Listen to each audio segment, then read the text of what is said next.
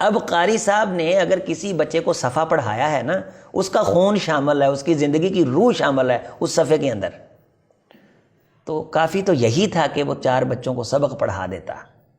یہ بہت بڑا کام تھا کہ بار بار ان کو پڑھاتا، جسے ہم کہتے ہیں کوڑنا، اردو میں کہتے ہیں کہلانا، بار بار تکرار کروا دیتا۔ لیکن اس کے باوجود ہم نے اس پہ ذمہ داری ڈالی ہوئی سبقی کی بھی، کہ جو پیچھے سے سبق ہو رہے ہیں نا بطور سبقی، ان کو بھی آپ نے سننا ہے، وہ ساتھ ملا۔ اس کے ساتھ ہم نے اس پہ اضافی ذمہ داری ڈلی ہوئی ہے، آپ نے منزلیں بھی سننی ہیں، اور اس کے اوپر مزید ذمہ داری ڈالی ہوئی ہے کہ کلاس میں اس طرح بیٹھنا ہے۔ اس کے اوپر مزید ذمہ داری یہ ہے کہ تیری کلاس کا طالب علم دائیں بائیں نہ دیکھے، ان کو بھی دیکھنا ہے۔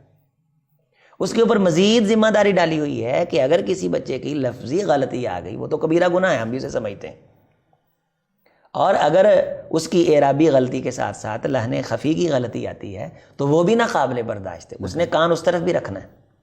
اور اوپر سے میں نے بچے اس کو 25 دیے ہوئے ہیں، یہ کم از کم ہے۔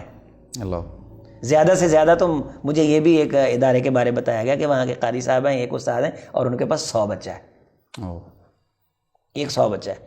اچھا جی، یہ ساری جو ذمہ داری وہ ادا کر رہے ہیں، اور اس کو ہم نے نچوڑ لیا ایسے، اس کے بعد وہ کلاس سے نکلتا ہے، یوں کر کے وہ انگڑائی لیتا ہے، تو کوئی نہ کوئی بابا وہاں کھڑا ہوتا ہے، لو جی انہوں نے مسیتے کھڑے ہونے دے نہیں پتا ہے گا، وہ بھی اعتراضات ہیں، پھر اس کا بھی اس نے سامنا کرنا، اس کا بھی ازالہ۔ اگر 2 بچے وہاں کھیل رہے ہیں، انہوں نے کوئی شرارت کر لی ہے، اب وہ ساری تہذیب ہمیں سکھاتا ہے جس کی گھر میں نہیں سنی جاتی، اب اس قاری صاحب نے اس کا بھی سامنا کرنا ہے۔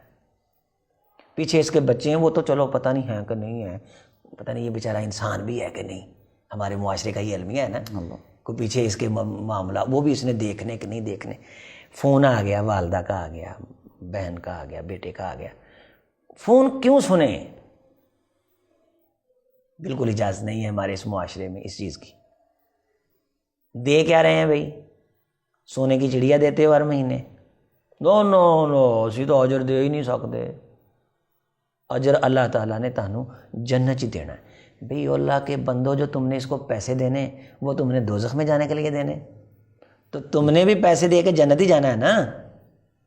اگر یہ زیادہ محنت کر کے زیادہ بڑی جنت لے لے گا تو تم زیادہ پیسے دے کے زیادہ جنت نہیں لے سکتے، تمہیں نہیں جنت چاہیے۔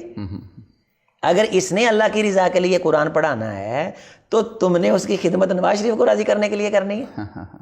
وہ کبھی سوچو تو صحیح نا، وہ کہتے ہیں چمن میں تلخ نوائی میری گوارا کر کے کبھی زہر بھی کرتا ہے کارے تریاقی۔ تو یہ میری بات اگرچہ کسی کو تلخ ضرور محسوس ہو۔ ہماری مسجد میں ایک خطیب صاحب آئے اور کہنے لگے کہ جب ان کی خدمت کرنے لگے تو کہنے لگے جی میں نے اللہ کی رضا کے لیے جمعہ پڑھایا ہے۔ تو میں نے کہا یہ جو ہم آپ کو پیسے دے رہے ہیں نا، یہ ہم عمران خان کو راضی کرنے کے لیے دے رہے ہیں۔ اسے بات سمجھ آ گئی، اور میں کہا یہ جو ہم آپ کو دے رہے ہیں ہم بھی اللہ کو راضی کرنے کے لیے دے رہے ہیں۔ آپ نے تو اپنے آپ کو بچا لیا یہ کہہ کے کہ میں تو پیسے نہیں لوں گا، میں تو اللہ کو راضی کرنے کے لیے آیا ہوں۔ تو ہم کس کو، ہمارے لیے پھر آپ نے کیا چھوڑا ہے؟ کیا ہمارا جی نہیں کرتا ہم اللہ کو راضی کریں؟ اللہ کو راضی، تو ہم نے بھی آپ کی خدمت اللہ کو راضی کرنے کے لیے ہی کرنی۔ کاش قاری صاحب اللہ کو راضی کرنے کے لیے پڑھائیں، اور انتظامیہ اللہ کو راضی کرنے کے لیے اس کی جتنا ہو سکتا خدمت کرے، خدمت کرے، قاری صاحب جتنا ہو سکتا ہے زور لگائے۔ ہمارے معاشرے کے اندر ہیرے ہیں جو ہم تراشیں تو وہ کائنات کی قیادت کے فرائض سار انجام دیں۔ ہمارے ان شعبوں سے نکلنے والے بچے قرآن مجید سے جو بیزار ہوتے ہیں نا، اس کی استاذ کی روح کا ان پہ اثر پڑتا ہے۔ قاری صاحب یہ میری بات نوٹ فرما لیں، سامعین و ناظرین بھی نوٹ کر لیں۔ اگر قاری صاحب کلاچ بیٹھے نے مجبوری سمجھ کے، اگرچہ نہیں بھی بتاتے، رسول رحمت علیہ الصلوۃ والسلام جب معراج پہ گئے، آپ کو شہد پیش کیا گیا، آپ کو شراب بھی پیش کی گئی، دودھ بھی پیش کیا گیا، آپ علیہ الصلوۃ والسلام نے دودھ کا پیالہ لیا اور پی لیا۔ وہاں فرشتے نے رسول رحمت علیہ السلام سے کہا کہ اگر آپ شراب کا پیالہ پکڑ لیتے فغاوت امت، تو آپ کی امت گمراہ ہو جاتی۔ اب امت تو نیچے ہے، امت کون سا دیکھ رہی ہے کہ رسول صلی اللہ علیہ وسلم نے وہاں کون سا پیالہ لیا۔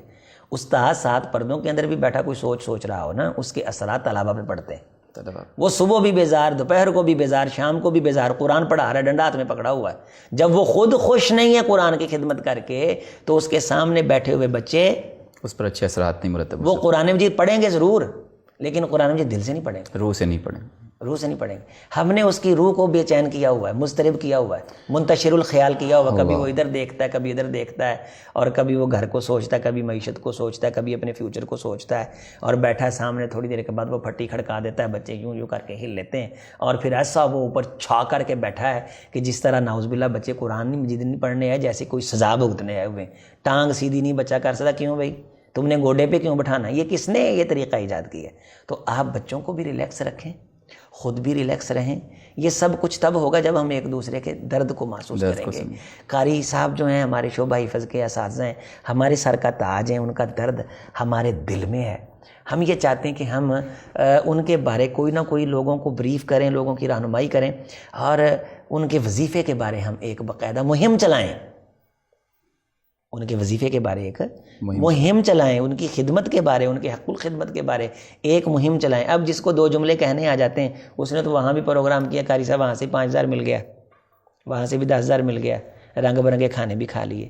یہ بیچارہ صبح سے لے کے شام تک بیٹھا ہوا ہے, اور خالصتاً قرآن کی خدمت کے لیے بیٹھا ہوا. اگر اس کے بارے نہیں نا سوچیں گے, تو جب یہ بیزار ہو جائے گا, تو اصل ہماری بنیاد اور راس جو ہے وہ شعبہ حفظ ہے.